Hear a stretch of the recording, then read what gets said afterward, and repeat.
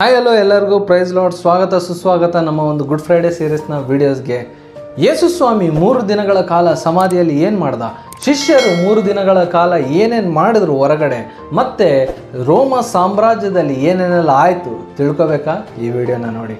ಯೇಸು ಸ್ವಾಮಿ ಸತ್ತ ನಂತರ ಆತನು ಆ ಒಂದು ಸಮಾಧಿಯಲ್ಲಿ 3 ದಿನಗಳ ಕಾಲ ಆತನು ಸಮಾಧಿಯಲ್ಲಿ ಇದ್ದಿರುವಂಥ ಸುದ್ದಿ ನಿಮಗೆಲ್ಲರಿಗೂ ಗೊತ್ತೇ ಇದೆ. ಹಾಗಾದರೆ ಯೇಸು ಸ್ವಾಮಿ ಆ ಒಂದು ಸಮಾಧಿಯಲ್ಲಿ ಹೇಗೆ ಇದ್ದನು, ಯಾಕೆ ಇದ್ದನು, ಮತ್ತು ಶಿಷ್ಯರು ಏನೇನೆಲ್ಲ ಮಾಡಿದರು ಅಂತಂದರೆ, ಆ ಒಂದು ಸಮಾಧಿಯಲ್ಲಿ 3 ದಿನಗಳ ಕಾಲ ಯೇಸು ಸ್ವಾಮಿ ಸಮಾಧಿ ಆದನು. ಮತ್ತು 3ನೇ ದಿನದಲ್ಲಿ ಆತನು ಹೇಳಿದ ಪ್ರವಾದನೆ ಮೇರೆಗೆ ಆತನು ಪುನರುತ್ಥಾನನಾಗಿ ಬಂದನು ಅಂತ ಕೂಡ ನಾವು ನೋಡ್ಕೋಬೋದು.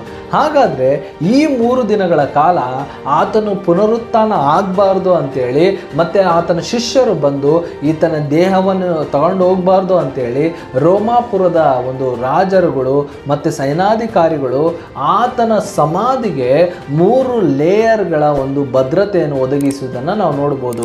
ಸಮಾಧಿ ಮುಂದೆ ಒಂದು ಕಲ್ಲನ್ನು ಹಾಕ್ತಾರೆ, ಸಮಾಧಿಗೆ ಬೀಗವನ್ನು ಹಾಕ್ತಾರೆ, ಸಮಾಧಿ ಮುಂದೆ ಸೈನಾಧಿಪತಿಗಳನ್ನು ನಿಲ್ಲಿಸೋದನ್ನು ನಾವು ನೋಡ್ಬೋದು. ಯಾಕೆ ಅಂತಂದರೆ ಯೇಸುಸ್ವಾಮಿಯ ದೇಹವನ್ನು ಕಾಪಾಡೋದಕ್ಕೋಸ್ಕರ, ಯೇಸುಸ್ವಾಮಿ ಮಾಡಿದಂಥ ಪ್ರವಾದನೆಯನ್ನು ನಿಲ್ಲಿಸುವುದಕ್ಕೋಸ್ಕರ ಅವರಿಗೆ ಅಷ್ಟು ನಂಬಿಕೆ ಇತ್ತು. ಯೇಸುಸ್ವಾಮಿ ಹೇಳಿದನೇ ಇದನ್ನು ಮಾಡೇ ಮಾಡ್ತಾನೆ, ಇದು ಮಾಡ್ಬೋದು ಅಥವಾ ಆಗ್ಬೋದು ಅನ್ನುವಂಥ ಡೌಟಲ್ಲಿ ಅವರು ಇವೆಷ್ಟು ಕ್ರಮಗಳನ್ನು ತಗೊಂಡ್ರೆ, ಆದರೆ 3 ದಿನಗಳಲ್ಲಿ ಶಿಷ್ಯರು ತಮ್ಮ ನಂಬಿಕೆಯನ್ನೆಲ್ಲ ಬಿಟ್ಟು ಅವರು ಮತ್ತೆ ಮೀನುಗಳನ್ನು ಹಿಡಿಯೋದಕ್ಕೋಸ್ಕರ ಮತ್ತೆ ಅವರ ನಾರ್ಮಲ್ ಜೀವನಗಳಿಗೆ ಹೋಗೋದನ್ನು ನಾವು ನೋಡ್ತಾ ಇದ್ದೀವಿ.